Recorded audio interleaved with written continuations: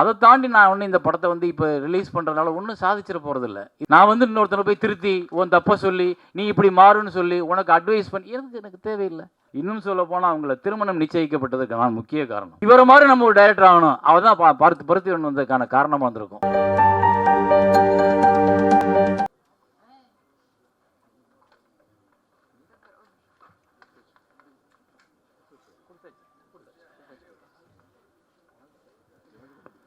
மன்னிக்கணும், ரொம்ப லேட் ஆயிடுச்சு, ரொம்ப நேரம் எடுத்துக்க முடியாது.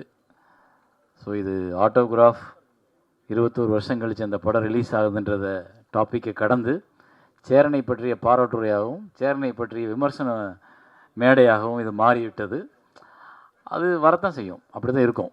நம்ம இத்தனை வருஷம் கடந்ததில் எல்லா மனிதர்களையும் பார்த்துருக்கோம், எல்லா நல்லவர்களையும் பார்த்துருக்கோம், எல்லா தீய காரணங்களையும் பார்த்துருக்கோம், எல்லா பிரச்சனைகளையும் பார்த்துருக்கோம், எல்லாத்தையும் கடந்து வந்திருக்கோம்.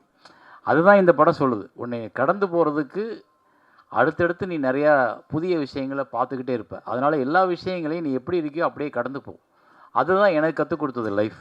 நான் இப்போ என்னோடய உதவியாளர்கள் சொன்னதாக இருக்கட்டும், இல்லை அமீர் சார் பேசினதாக இருக்கட்டும், இல்லை நண்பர்கள் பேசினதாக இருக்கட்டும், மில்டன் பேசினதாக இருக்கட்டும், இப்போ எல்லாரோடையுமே எனக்கு கருத்து வேறுபாடு வந்திருக்கு, எல்லாரோடையுமே நான் சண்டை போட்டிருக்கேன், எல்லாரோடையும் எனக்கு பிரச்சனைகள் இருந்திருக்கு. ஆனால் என் மேடையில் அவங்க எல்லோரும் உட்காந்துருக்காங்க. அவ்வளோதான். அது இதில் விளக்கம் சொல்கிறதுக்கு எதுவுமே கிடையாது. நான் எப்படி பார்க்குறேன்னா அது அவங்களால உணர முடியாது. நான் ஏன்னா அவங்களோட ரொம்ப வேறு மாதிரி வாழ்ந்துட்டேன் என்னோடய வாழ்க்கை. தெரியல, என் வீட்டில் சோறு இல்லைனாலும் என் வீட்டுக்கு அசிஸ்டன்ட் வந்துட்டாங்கன்னா அவங்கள சாப்பிட வச்சுட்டு நானும் என்னோடய ஒய்ஃபும் பட்டினியாக படுத்துருக்கோம். ஸோ அதனால் வந்து வேணும்னு யாருக்கு எந்த தவறையும் செஞ்சதில்லை, வேணும்னு யாருக்கு எதையும் கொடுக்காமல் விட்டதில்லை. என்கிட்ட இருக்கும்போது கொடுத்துருக்கேன், இல்லாதப்போ நான் இல்லைன்னு தானே சொல்ல முடியும், இல்லாதப்போ நான் என்ன பண்ண முடியும். ஆனால் இந்த சுதந்திரத்தை நான் அவங்களுக்கு கொடுத்துருக்கேன். இத்தனை வருஷம் பத்திரிகை நண்பர்கள்லேருந்து, ஊடக நண்பர்கள்லேருந்து, இயக்குநர்கள்லேருந்து, நடிகர்கள்லேருந்து எவ்வளவோ மேடைகள் பார்த்துருப்பீங்க.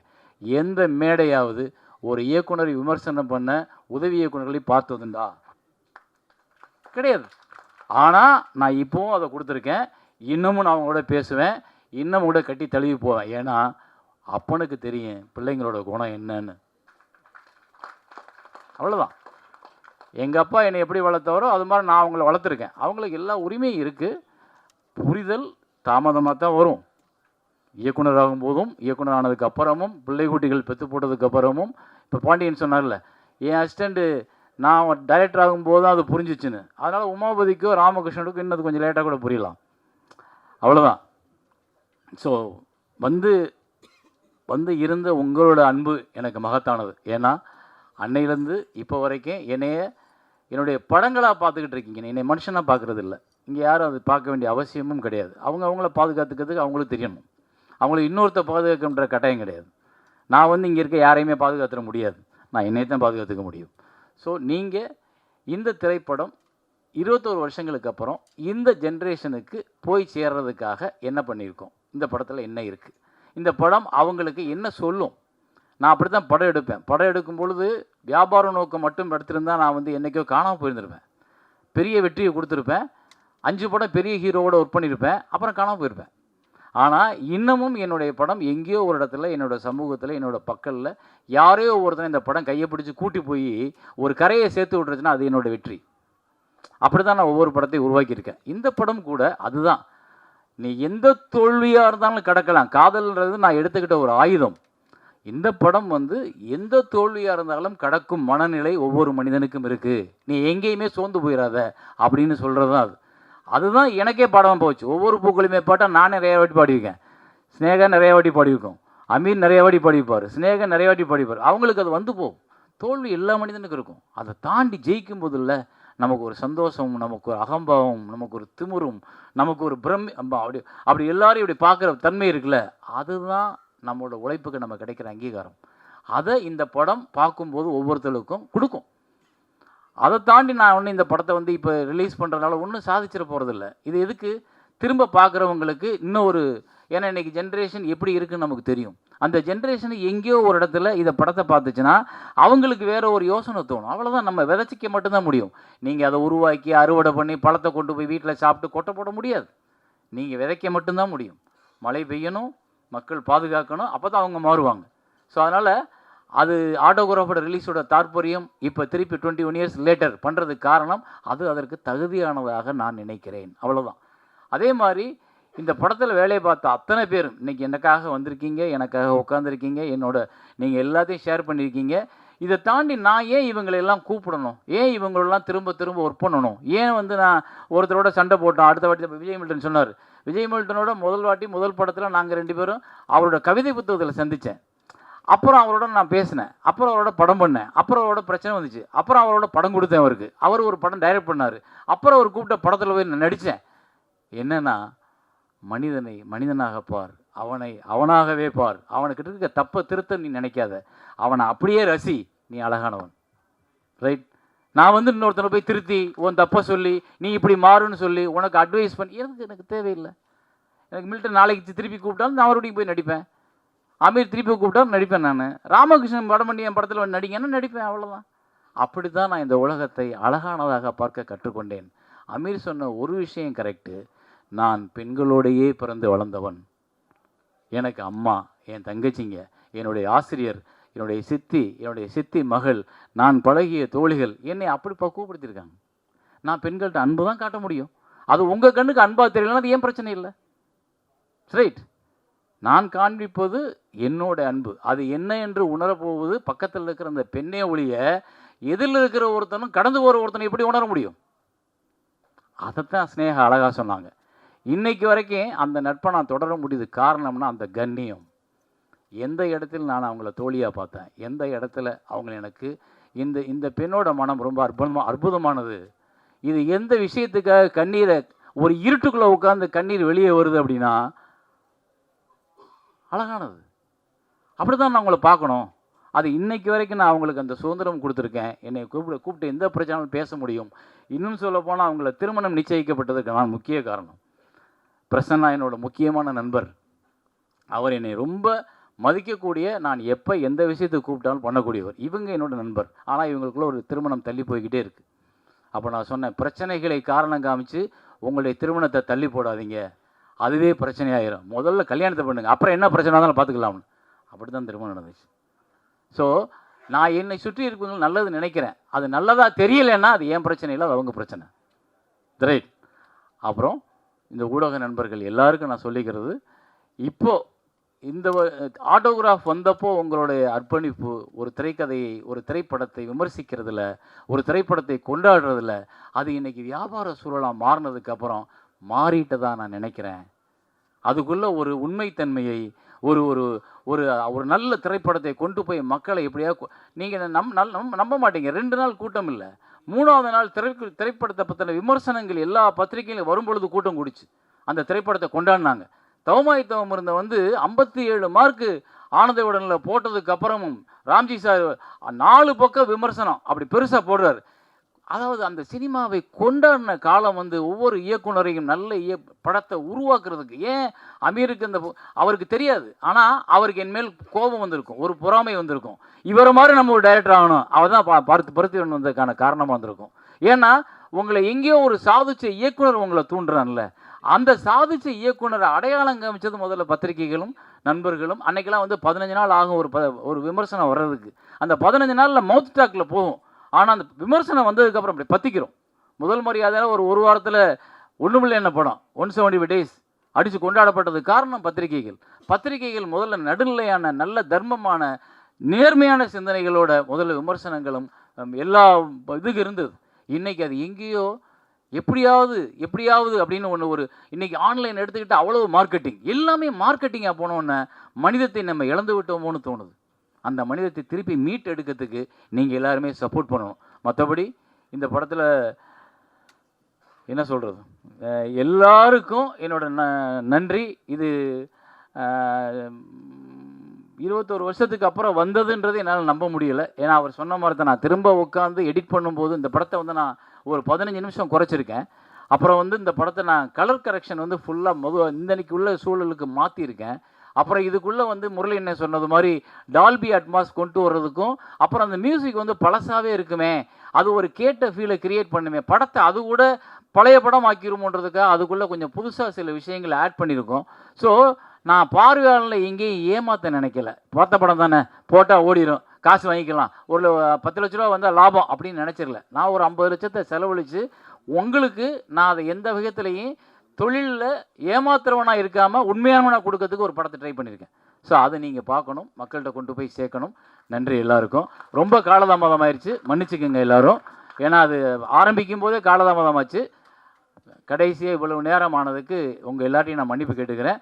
கடைசியாக ஒரே ஒன்று, இந்த நிகில் முருகன் இவர் வந்து என்னோட வந்து ஒரு 30 வருஷமாக என்னை இப்போ எல்லாரும் சொன்னாங்கல்ல, இவர் என்னோட 30 வருஷமாக பழக்கம். அதாவது வாழு என்ன போட்டீங்க, உங்களால் நான் உங்களுக்காக நான், இது வந்து ஜெயலலிதா அம்மா சொல்லலை, முத இவர் தான் சொன்னார். இவரோட விசிட்டிங் கார்டில் அப்படி இருக்கும். இவர் ஒரு டிவி சீட் எடுத்துக்கிட்டு லலிதலி பாலு ஜுவல்லர்ஸுக்கு வருவார். பாலு ஜுவல்லர்ஸ் வரும்போது பார்த்தேன். அன்னையிலேருந்து இன்னைக்கு வரைக்கும் அவரோட நட்பில் தான் இருக்கேன் நான். அதே உரிமை, அதே அன்பு, அதே இதில் இருக்கேன். அவரை நான் இந்த படத்துக்கு நீங்கள் பண்ணுங்க, ஏன்னா முதல்ல ஜான்சன் சார் பண்ணார் படம் ரிலீஸ் அப்போ, அவர் இன்னைக்கு வர முடியல. இந்த இடத்துல எல்லா ஹீரோவுக்கும் கதை சொல்லும்போது கூட்டி போனது வருதான், அவங்க பண்ண மாட்டேன்னு சொல்லது என்கிட்ட மறைச்சதும் வருதான்.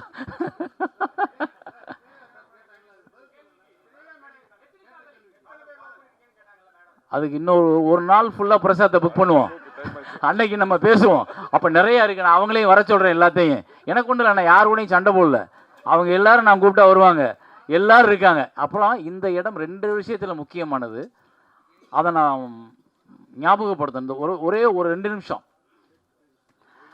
இந்த திரையரங்கத்தில் தான் படத்தோட காப்பியை திரு பாலு மகேந்திரா அவர்கள் அந்த கடைசி சீட்டில் உட்காந்து பார்த்தார். அவர் மட்டும், யாருமே கிடையாது. நாங்கள் அவர் படம் பார்த்து முடியறதுக்காக அங்கே நின்றுட்டுருக்கோம். படம் முடிஞ்சிருச்சு, அவர் இப்படியே உட்காந்துருக்காரு. சரி, அவர் அதுலேருந்து வெளியே வந்து வரட்டும்னு உட்காந்துருக்கேன், நின்றுக்கிட்டு இருக்கேன். அவர் அப்படியே உட்காந்துருக்காரு, அசைவே இல்லை, அப்படியே உட்காந்துருக்காரு. 10 நிமிஷம் ஆச்சு. 10 நிமிஷம் கழித்து நான் மெதுவாக அப்படி நடந்து இந்த இடத்துல வந்து நிற்கிறேன், அசைவு இல்லை. எனக்கு கொஞ்சம் பயமும் வந்துச்சு. அவரோட உடல் நலம் கருதி, அவருடைய வயது கருதி ஒரு சின்ன பயம் கூட வந்துச்சு. அப்புறம் நான் மெதுவாக 4 சீட்டுக்கிட்ட பின்ன சார் அப்படின்றேன்.